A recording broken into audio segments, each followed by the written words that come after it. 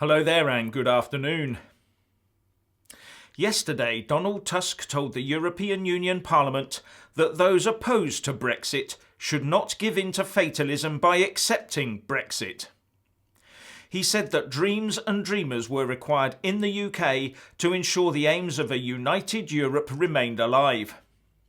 He was really responding to a comment made by another national leader in an earlier EU Council meeting, about which Tusk said, "During the European Council, one of the leaders warned us not to be dreamers and that we shouldn't think that Brexit can be reversed." But Tusk's public response to the MEPs gathered in Strasbourg yesterday was that he would not stop dreaming about a better and united Europe.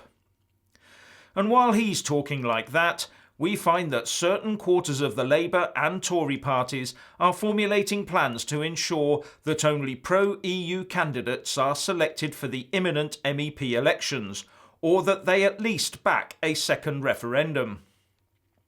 The Daily Mail reports that the Labour Party leader in the EU Parliament, Richard Corbett, said that Jeremy Corbyn should ensure that a second referendum is included as a commitment in the party's EU election manifesto. And former UKIP MEP Patrick O'Flynn tweeted that he has it confirmed that the Tories are putting Remainers on their Euro election lists. That party was never sincere about Brexit, he said. All this poses a very real and present danger to the UK as an independent sovereign nation.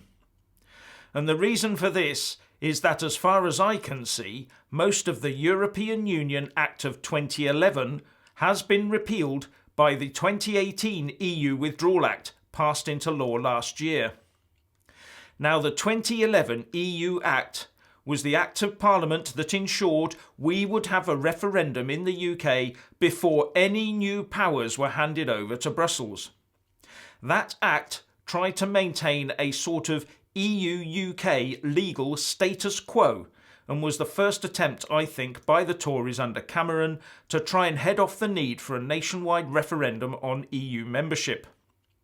But those protections appear to have been removed, presumably to prevent the nation having a referendum on Theresa May's withdrawal agreement treaty, which does exactly what the 2011 Act was there to prevent happening unless a referendum had taken place.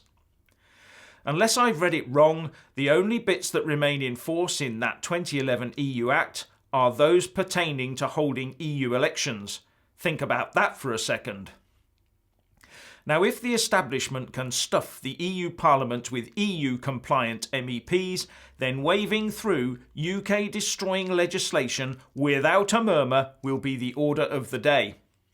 We could find ourselves stitched into a legislative EU straitjacket by the time the October the 31st deadline comes round. A real horror Halloween.